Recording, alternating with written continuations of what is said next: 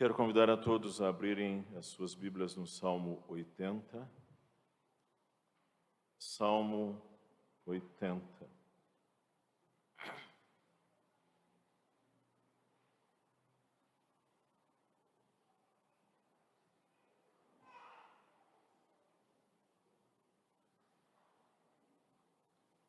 Salmo 80. Eu gostaria de oferecer uma sugestão. Que você mantenha o texto bíblico aberto durante a palavra desta manhã, porque nós faremos uma leitura gradativa deste salmo, uma leitura gradual. E você terá mais proveito se assim o fizer. As crianças que estão entre nós nos dão muita alegria. Crianças não trazem incômodo a nós. As crianças trazem alegria a nós. Eu peço aos irmãos que apenas tenham paciência com as crianças e auxiliem os seus pais. Porque é óbvio que uma criança não tem o mesmo poder de concentração que um adulto tem. Mas nós valorizamos muitíssimo a presença das crianças em nosso culto e, aliás, queremos que essa presença aumente. Salmo 80. Eu gostaria de começar a palavra de hoje falando do sítio de João de Souza. Na verdade, o nome dele não era João de Souza, era um outro nome também muito comum, e o sobrenome dele também muito comum, mas que vou evitar aqui. João de Souza tinha um sítio de 12 alqueires. Não era assim em termos de terra muito grande, mas era grande em qualidade. Ele trabalhou duro ali. E o sítio dele, pequeno, virou como que se fora um Éden. Foi uma referência, tanto do ponto de vista da pecuária quanto da agricultura. Uma coisa extraordinária. Mas ele adoeceu gravemente. Ele adoeceu por 18 meses. Um pouco mais, mas 18 meses ele ficou no leito. E ele entregou a propriedade a 2 empregados limitados e a um casal de filhos pouco cuidadosos. Às vezes os filhos não têm a mesma característica dos pais. O filho parecia um rapaz urbano, gostava de estudar, mas não tinha jeito para a terra. E a filha era uma romântica incurável, vivia no mundo da lua.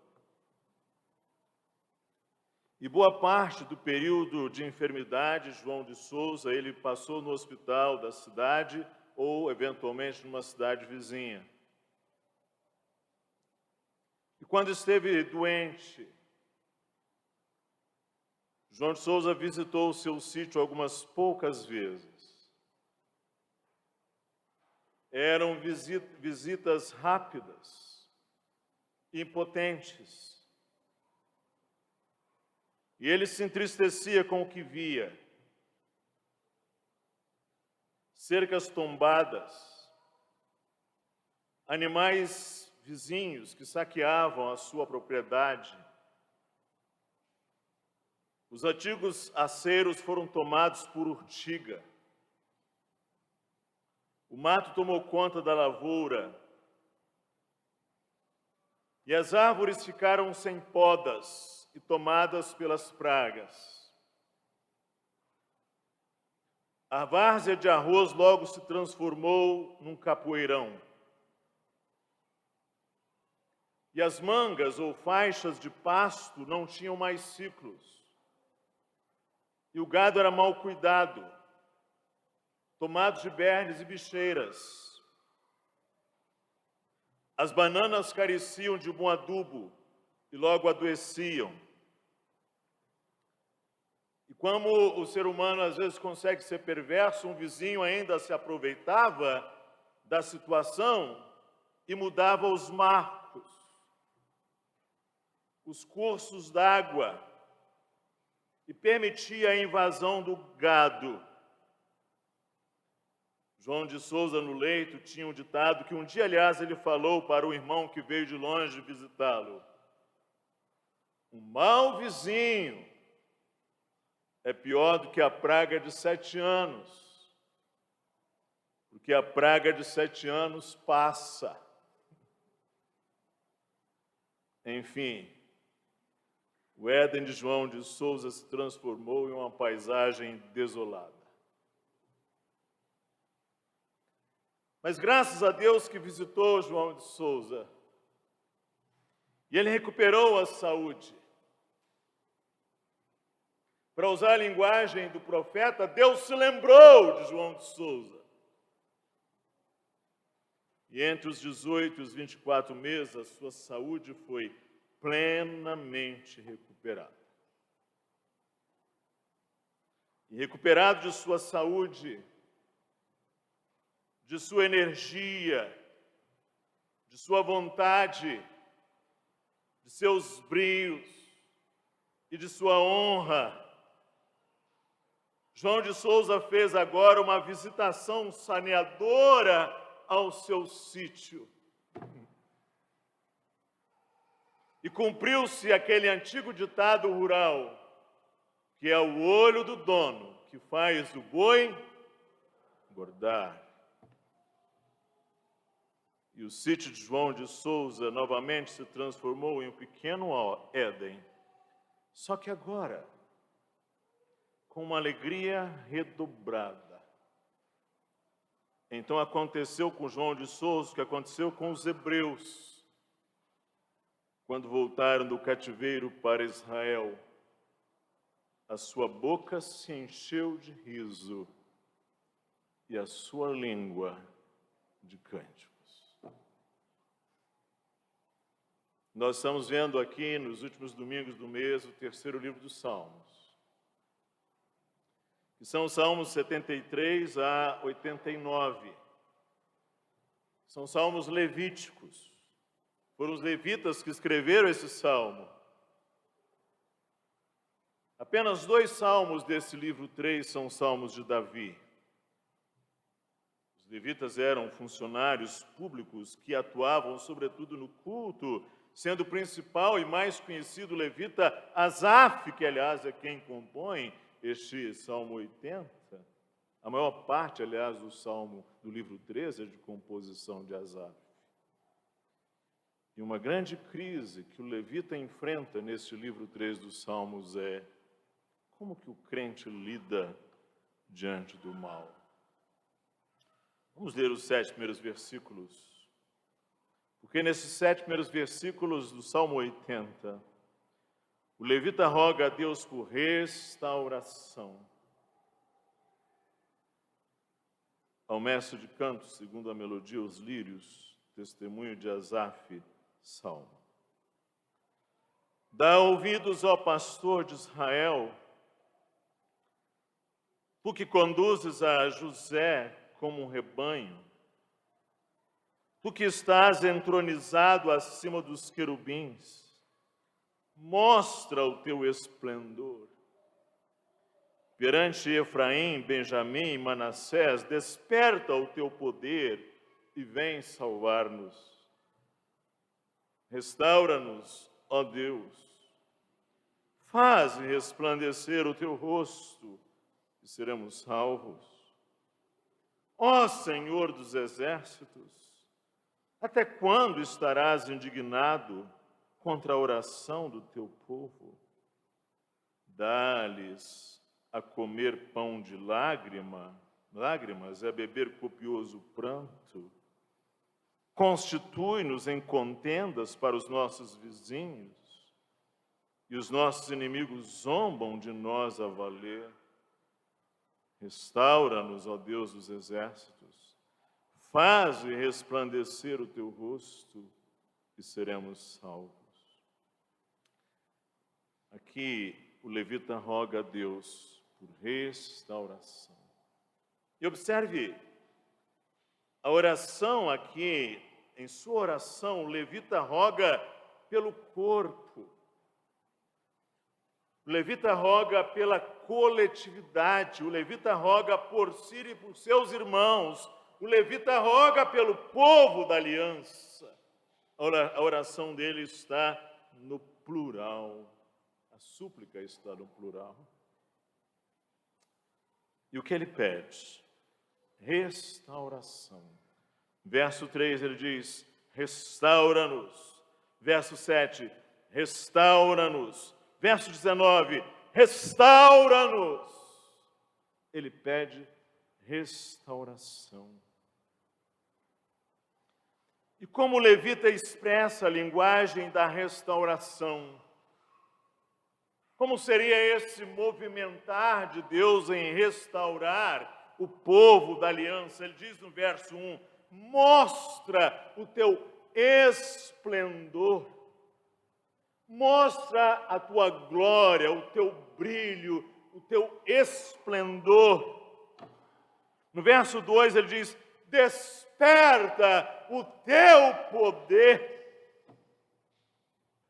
No verso 14 ele fala de restaurar em Deus voltar-se, Deus olhar do céu, Deus ver, Deus visitar e proteger a sua vinha. A restauração tem a ideia de uma visitação especial de Deus.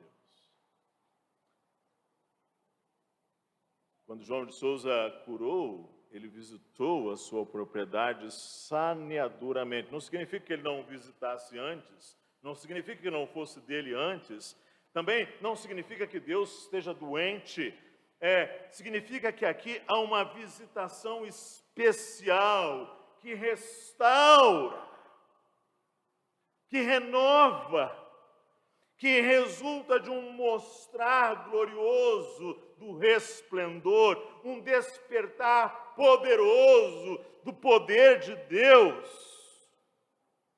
O verso 17 vai dizer que é como a mão de Deus ser com o seu povo. A mão de Deus, verso 17, ser com o seu povo, a mão direita de Deus. O verso 18 vai dizer, é um vivificar. Um vivificar. É um dar vida. Você se lembra, essa palavra aqui, esse verbo aqui, está relacionado àquele momento em que Deus tomou o pó da terra, fez ali um boneco, fez ali uma figura, não é? Com a estrutura humana. Então se diz que o Senhor soprou nele o fôlego da vida e o homem se tornou alma vivente. O que se está dizendo aqui é que o Senhor vivifique.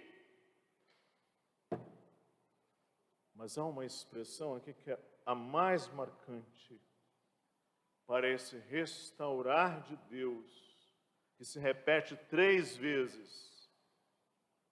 A primeira está no verso 3. Faz resplandecer o teu rosto e seremos salvos. No verso 7. Faz resplandecer o teu rosto e seremos salvos. Verso 19. Termina assim o salmo, faz resplandecer o teu rosto e seremos salvos. Ou seja, esta é uma linguagem sacerdotal de bênção, de Deus fazer o seu rosto resplandecer sobre alguém, sobre um povo, sobre uma nação, o rosto de Deus resplandecer, iluminando. É o contrário do rosto de Deus se esconder. Como, aliás, diz lá em Isaías 64, não escondas de nós o teu rosto. Esta restauração, então, implica em Deus fazer resplandecer o seu rosto e seremos salvos. E a partir do verso 8, o levita relembra que Israel é a videira do Senhor que está devastada. Vejam os versos de 8 a 16. Trouxeste uma videira do Egito, expulsaste as nações e a plantaste. Dispuseste-lhe o terreno, ela deitou profundas raízes e encheu a terra. Com a sombra dela os montes se cobriram, e com os seus sarmentos os cedros de Deus. Estendeu ela a sua ramagem até o mar, e os seus rebentos até o rio. Por que lhe derribaste as cercas? De sorte que a vindimam todos os que passam pelo caminho? O javali da selva a devasta, e nela se repastam os animais que pululam no campo. Ó Deus dos exércitos, volta-te, nós te rogamos, olha do céu e vê, e visita esta vinha, protege o que a tua mão direita plantou, o sarmento que para ti fortaleceste. Está queimada, está decepada, pereçam os nossos inimigos pela repreensão do teu rosto. O levita relembra que Israel é a videira do Senhor. Foi o Senhor que plantou. Aliás, ele está falando de Israel. Ele diz no verso 1 e 2: dá ouvidos ao pastor de Israel, tu que conduzes a José como um rebanho, tu que estás entronizado acima dos querubins, mostra o teu esplendor perante Efraim, Benjamim e Manassés, desperta o teu poder e vem salvar-nos. Ele lembra da obra da redenção, como Deus tirou Israel do Egito com braço forte, porque se não tirasse com braço forte, eles teriam ficado lá, com braço forte. O Senhor restaurou, te trouxeste uma videira do Egito. Israel tornou-se uma videira bonita, uma videira grande, uma videira vistosa, uma videira cheia de saúde, uma videira cheia de fervor e, sobretudo, frutífera. As mais altas árvores daquele Oriente Médio eram os cedros do Líbano, e agora se diz que o sarmento que o Senhor fortaleceu, ele sombreia os cedros do Líbano. É maior. Essa é a videira que Deus plantou. Mas está acontecendo algo. Está aí nos versos 12 e 13. Por que lhes derribaste as cercas?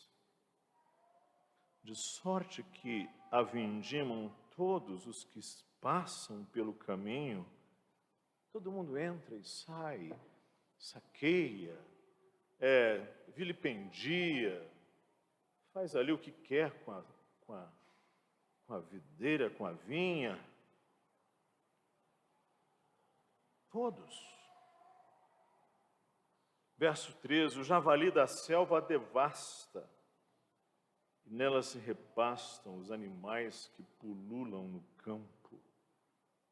Todo tipo de animal, inclusive os imundos, inclusive aqueles que não têm patas fendidas, nem ruminam, estão entrando na vinha, estão ali contaminando a vinha. Os animais cerimonialmente impuros. Diz o verso 17, verso 16, aliás, ela está queimada, está decepada. Pereçam os nossos inimigos pela repreensão do teu rosto. E aí, em último lugar, o levita pede graça e misericórdia para o povo e seu rei, verso 17 a 19. Seja a tua mão sobre o povo da tua destra, sobre o filho do homem que fortaleceste para ti, e assim não nos apartaremos de ti. Vivifica-nos, invocaremos o teu nome, restaura-nos, ó Senhor, Deus dos exércitos, faze resplandecer o teu rosto e seremos salvos. Ele suplica a graça e a misericórdia para o povo e o rei. Ele pede que haja uma retirada da ira de Deus. O que é a retirada da ira de Deus? O que é a ira de Deus, senão quando Deus dá um passo atrás e entrega o seu povo nos seus próprios caminhos? O que é a ira de Deus, senão quando Deus retira a expressão de graça copiosa, dá um passo atrás, Deus nos entrega aos nossos próprios caminhos? Isto é a expressão da ira de Deus. Ele diz isso lá atrás, não é? Verso 4, até quando estarás indignado? O povo de Deus está debaixo da ira de Deus, do descrédito de parte dos seus inimigos. O povo de Deus está debaixo do descrédito e da ignomínia, da zombaria dos seus inimigos, diz o verso 6. Os nossos inimigos zombam de nós a valer. Os inimigos, nas suas rodinhas, fazem as suas piadas, as suas chacotas, fragilizam o povo, mostram a sua impotência, ridicularizam o povo. Mas aí ele faz uma súplica no verso 17 a 19. Seja a tua mão sobre o povo da tua destra, sobre o filho do homem que fortaleceste para ti, e assim não nos apartaremos de ti. Vivifica-nos, invocaremos o teu nome, restaura-nos, ó Senhor, Deus dos exércitos, faze resplandecer o teu rosto e seremos salvos. Observou? Ele diz no verso 19, abençoa-nos, abençoa o nosso povo, o nosso rei, e assim não nos apartaremos de ti. O levita está dizendo que ele precisa da graça de Deus até para que ele não se aparte de Deus. Ele está dizendo que se o Senhor não for com ele, a tendência é que ele se aparta do Senhor, a tendência é que ele deixa o Senhor. Ele precisa do Senhor com ele, com o povo, e assim não nos apartaremos de ti. Vivifica-nos. Ele diz, se nós formos vivificados, aí nós invocaremos o teu nome. Ou seja, nós precisamos desse vivificar do Senhor, até para que nós possamos invocar o Senhor. Nós precisamos dessa graça, desse poder, dessa visitação do Senhor, desta mão de Deus sobre o povo, esse fortalecer de Deus, para que nós invoquemos o nome do Senhor.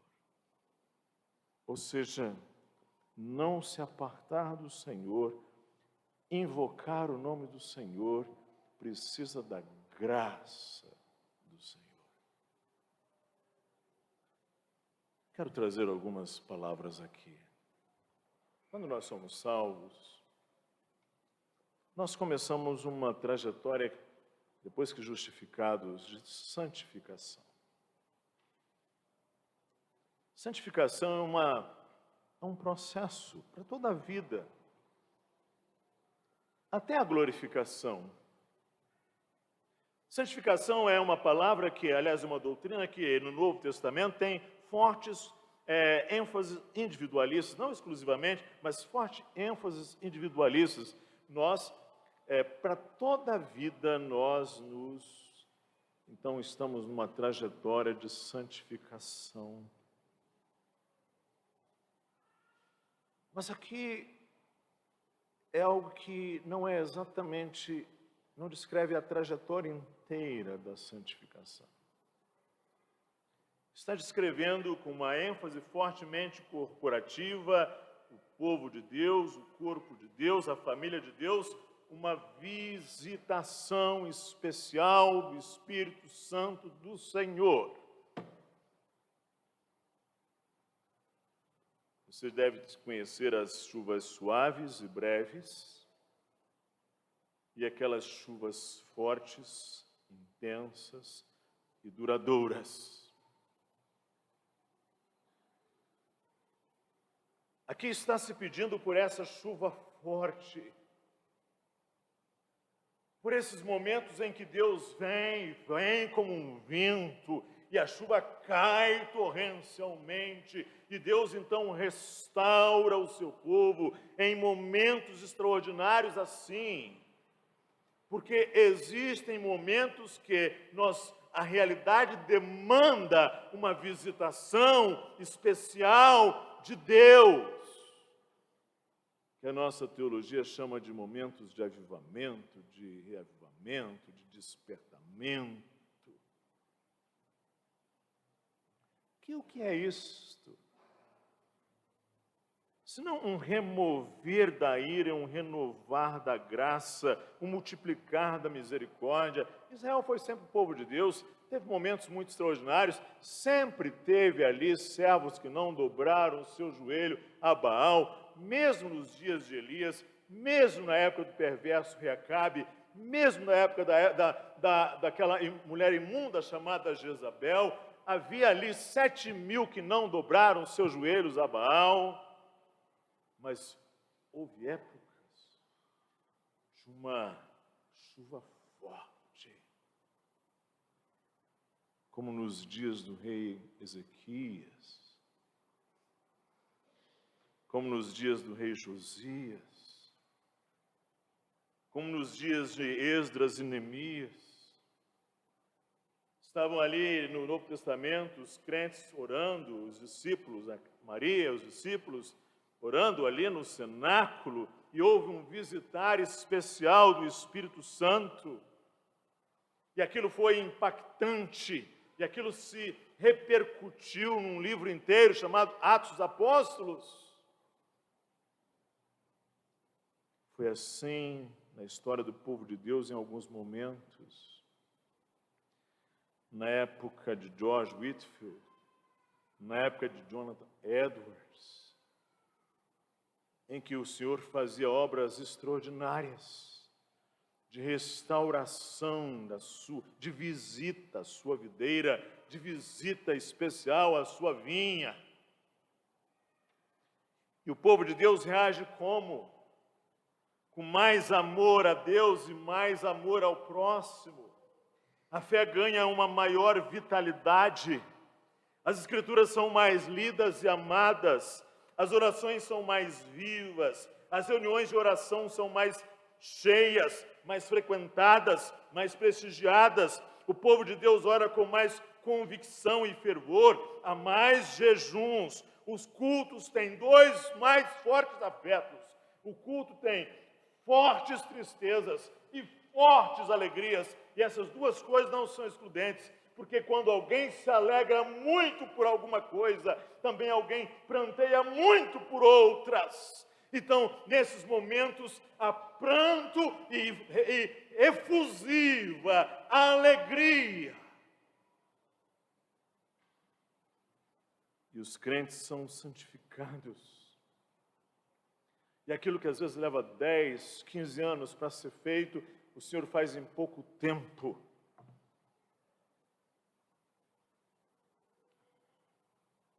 Há mais confissão de pecados, há mais tristeza e pranto pelo pecado, há menos pecados ocultos, há um impacto na sociedade ao redor,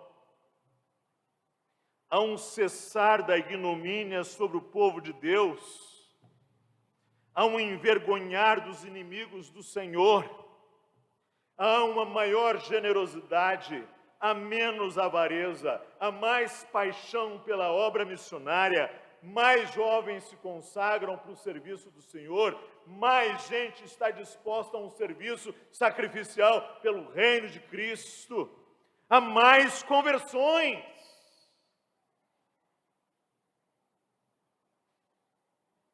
E o que o salmista está pedindo aqui? Ele está orando. E se nós quisermos tempos assim, nós vamos orar. Orar. E a oração é o que põe a igreja em sustento. Eu sempre digo aos irmãos que vêm quarta-feira orar, é este incenso que nós queimamos aqui, que mantém a igreja em seu motor, em seu movimento. São as orações. Nós vamos prantear. Há quanto tempo você não pranteia os seus pecados? Seus pecados obstinados, seus pecados colhidos, prezados, amados, escondidos, cobertos. Nós vamos jejuar. Há quanto tempo você não coloca-se diante de Deus em quebrantamento, em linguagem apostólica, em saco e cinza, com a cara no pó? Nós precisamos de uma nova postura diante da palavra de Deus. Esta palavra precisa ser mais amada, mais lida, mais querida, menos preterida, menos esquecida, menos amada, mais amada em nossas casas, mais lembrada, mais citada, mais cantada, mais ouvida, mais partilhada, mais presente nas admoestações, nas exortações, nos aconselhamentos, na vida. Esta palavra. Nós precisamos de um amor a Cristo e ao povo de Cristo. Às vezes a gente quer que as pessoas amem a Cristo, mas elas não vão amar se o Espírito de Deus não for com elas, se o Senhor não vier e visitá-las. Mas que às vezes nós queremos que as pessoas amem a igreja de Cristo. O que está acontecendo hoje é o contrário. Há muita gente decepcionada com igrejas por causa disso, por causa daquilo. As razões são múltiplas. Nós precisamos de um povo que ame a Cristo e ao seu povo, diz o verso 17, seja a tua mão sobre o povo da tua destra, sobre o filho do homem que fortaleceste. Esse levita, gente, ele está no templo. Ele sabe a importância das coisas sagradas. Ele se deleita no Senhor. Ele tem esse deleite em Deus. Por isso que os salmos levíticos estão aqui para a gente lê-los, ouvi-los, porque o coração do levita é o coração de Davi. Uma coisa pedi ao Senhor e a buscarei, que eu possa habitar na casa do Senhor todos os dias da minha vida e contemplar a formosura do Senhor e inquirir no seu templo.